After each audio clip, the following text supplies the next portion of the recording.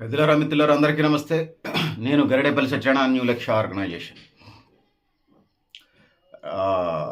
El Niño effect కానివ్వండి, రాష్ట్రంలో verification ఒకటి జరుగుతూ ఉంది, హడావుడి కానివ్వండి, కారణాలు ఏవైనా కరువు పరిస్థితులు అయితే ఉన్నాయి. అటు గ్రామీణ ప్రాంతాల్లో ఇటు పట్టణ ప్రాంతాల్లో భారతదేశానికి ముఖ్యంగా తెలంగాణ రాష్ట్రానికి అగ్రికల్చరే బేస్డ్గా ఉన్నది. ఇప్పటికీ 50 నుంచి 75% ప్లస్ వరకు 75% పైగా వ్యవసాయ రంగానికి లింకప్ ఉన్నది మనకి, ప్రత్యక్షంగా పరోక్షంగా. ఇక ముఖ్యంగా మా ఖమ్మం జిల్లాకి ఏదో చిన్నపాటి వడ్ల మిల్లు లాంటి చిన్న చితక మిల్లులు తప్పితే ఇక లేనే లేదు.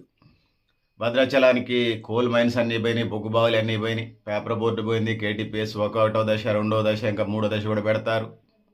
ఇట్లా ఇండస్ట్రియల్ సెక్టార్ అంతా భద్రాచలానికి పోయింది. సో వ్యవసాయ ఆధారితం నాగార్జున సాగర్ నిండితేనే మాకు నీళ్ళు వస్తాయి.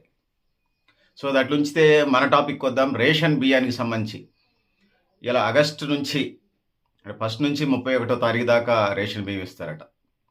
ఈ కేవైసీ గడువు దానికి సంబంధించి వచ్చినప్పుడు పోర్టబిలిటీ ద్వారా ఏ దుకాణం నుంచి, భారతదేశంలో ఎక్కడున్నా ఏ దుకాణం నుంచి అని తీసుకోవచ్చు. ఓటుకు సంబంధించి అక్కడే వెళ్ళే కానీ రేషన్కి సంబంధించి ఎక్కడైనా వలసపోతే అక్కడ కూడా తీసుకోవచ్చు. ఆ రేషన్ కార్డుకి సంబంధించి తమ్ము వేసి, లేకపోతే కంటిది కూడా తీస్తున్నారు. ఒక్కొక్కసారి ఓటీపీ వస్తుంది వాళ్ళ లింక్ అప్ ఉన్న నెంబర్కి సంబంధించి. సో అది పరిస్థితి పెద్దలారా మిత్రులారా. 1వ తారీఖు నుంచి ఆగస్టు 2026 ఆగస్టు 1వ తారీఖు నుంచి 31వ తారీఖు దాకా ఈ కార్యక్రమం తతంగం అంతా నడుస్తుంది. సో మనం అంటా ఉన్నాం, ఈ కరువు కాలంలో ఆగస్టు సెప్టెంబర్ అక్టోబర్ 3 నెలలకి 6 కేజీల బియ్యం కాదు, వాళ్ళు 10 కేజీల అనేది చర్చ జరుగుతుంది. నెలకు ఒక 15 కేజీలు ఏంటి, ఈ కరువు కాలం అయిపోయిందాక ఈ సంవత్సరంన్నర. ఆ విధంగా ఇప్పటికే అసలు సీజనే స్టార్ట్ కాల. ఇప్పుడు పంటలు ఇంకా వేసినా కూడా 3 నెలలకు 6 నెలలకు వస్తే అప్పుడే కృత్రిమ కొరత సృష్టించే కార్యక్రమం బియ్యం వ్యాపారులు, వడ్ల వ్యాపారులు చేస్తున్న పరిస్థితిని మనం చూస్తూ ఉన్నాం. సో విజిలెన్స్ అండ్ మానిటరింగ్ జరగాలి. ఖచ్చితంగా సీరియస్గా ముందుకెళ్లాల్సిన అవసరం అయితే ఉన్నదనేది ఈ సందర్భంగా నేను తెలియజేసుకుంటున్నాను. సో పెద్దలారా మిత్రులారా, రేషన్ కార్డు హోల్డర్స్ అంతా కూడా ఆగస్టు 1 నుంచి 31వ తారీఖు దాకా బియ్యం తీసుకునే ప్రయత్నం చేయండి. తెలంగాణలో ఇబ్బంది కూడా లేదు. 100కి 90% మంది సన్నబియ్యం వేస్తున్నారు కాబట్టి తింటున్నారు. 10% మంది చూడాల కోటేశ్వర్లు, శతకోటేశ్వర్లు కూడా ఇచ్చినారు. వీళ్ళు గుడ్డి ఎంఆర్ఓలు, లంచగొండి తహసీల్దార్లు అందరూ అట్లా ఉన్నారన్నో, కొంతమంది అలా ఉన్నారు. సో అదొకటి, ఆ విధంగా ముందుకెళ్లాల్సిన అవసరం తెలియజేసుకుంటూ నేను గరిడేపల్లి సత్యనారాయణ న్యూ లక్ష్య ఆర్గనైజేషన్.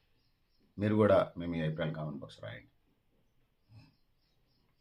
ఇంకోటి పెద్దలారా మిత్రులారా, ఈ బియ్యాన్ని కొంతమంది 5 రూపాయలకి అమ్ముకుంటే ఇంకోటి 10 రూపాయలకి అమ్మిండట. కేంద్ర ప్రభుత్వం కేజీకి 31 రూపాయలు ఇస్తుంటే రాష్ట్ర ప్రభుత్వం 5 రూపాయలు ఇస్తుంది.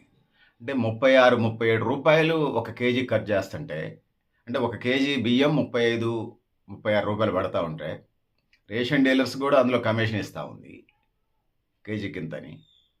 ఇంత చేస్తూ ఉంటే వీళ్ళు 5 రూపాయలు 10 రూపాయలు అమ్మితే తెలియగలలాగా వ్యవహరిస్తూ ఉన్నారు. ఎవరు తెలియగలవాళ్ళు చెప్పండి? 36 రూపాయలకు పైగా ఎలువ చేసే, 40 రూపాయలకు పైగా ఎలువ చేసే బియ్యాన్ని 5 రూపాయలకి 10 రూపాయలకో 15 రూపాయలకి అమ్మేట్లు తెలియగలటోళ్ళ. సో అర్థం చేసుకోవాలి. సన్నబియ్యం ఇస్తున్నారు కాబట్టి తినండి. ఇంకా దోశల్లో, వడల్లో, ఇంకా అనేక రకాల పిండి వంటల్లో మనం దీన్ని కాంబినేషన్స్ మొత్తం ఇదే పెట్టామని నేను చెప్పను. 5 రకాల పిండి వంటల్లో రైస్ని మనం ఉపయోగించుకునే కార్యక్రమం ఆ విధంగా ముందుకు పోవాల్సిన అవసరం ఉంది.